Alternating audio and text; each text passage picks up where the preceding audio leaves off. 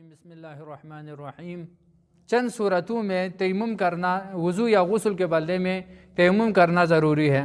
پہلی صورت ہے پانی نہ ہو یا پانی تک پہنچنے کے لیے رسائی نہ ہو،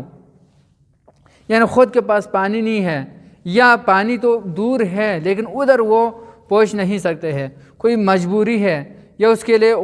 خود کی جان کے لیے ضرر ہے، اگر وہ پانی حاصل کرنے کے لیے جائے تو بیچ میں راستے میں اس کی جان کے لیے خطرہ ہے، یا خود کے جان کے لیے خطرہ نہیں ہے، جا سکتے ہیں لیکن اس کے پاس جو مال ہے، دولت ہے یا کوئی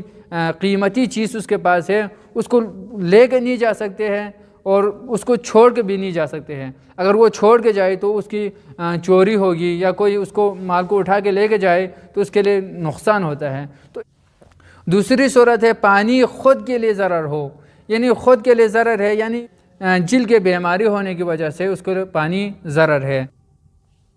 تیسری صورت ہے پانی کو وضو یا غسل کے لیے استعمال کرنے کی صورت میں خود کے جان کے لیے یا خود کے بیوی بچوں کے لیے یا جو اس کے ساتھ مربوط ہے ان کے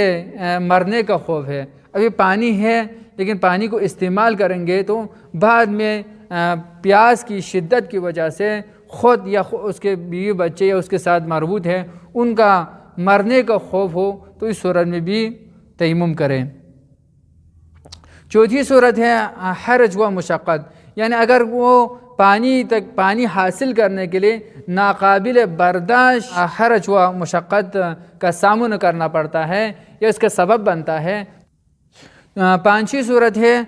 جسم یا کپڑے نجس ہے اور اس کو پاک کرنے کے لیے پانی نہیں ہے یا کپڑے کو بدل کرنے کے لیے کوئی اور کپڑا بھی اس کے پاس نہیں ہے۔ چھٹی صورت ہے وضو یا غسل کرنے کے لیے وقت نہ ہو، تو یہ لاوی مسئلہ ہے۔ بعض اوقات صبح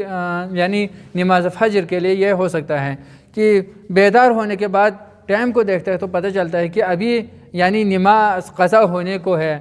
تو اس صورت میں جلدی سے تیمم کریں، وضو یا غسل کے بدلے میں تیمم کریں اور تیمم کر کے نماز پڑھیں۔ لیکن یہاں پر آیت اللہ سیستانی دامت اللہ علیہ فرماتے ہیں کہ اگر کوئی جان بوجھ کر بیدار ہونے کے باوجود بھی جان بوجھ کر سوئے رہے ہیں،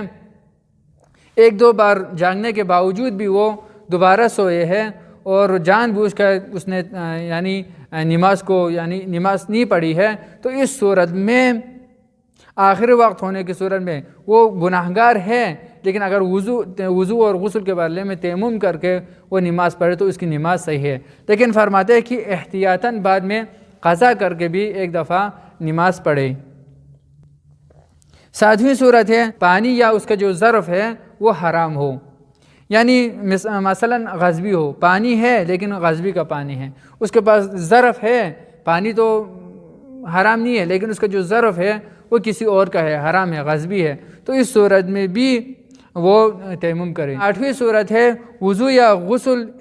ایسے واجبات کے ساتھ ٹکراؤ ہو جائے جو اس سے اہم یا اس کے مساوی ہے، وضو یا غسل کرنے سے اہم ہے یا اس کے مساوی ہے۔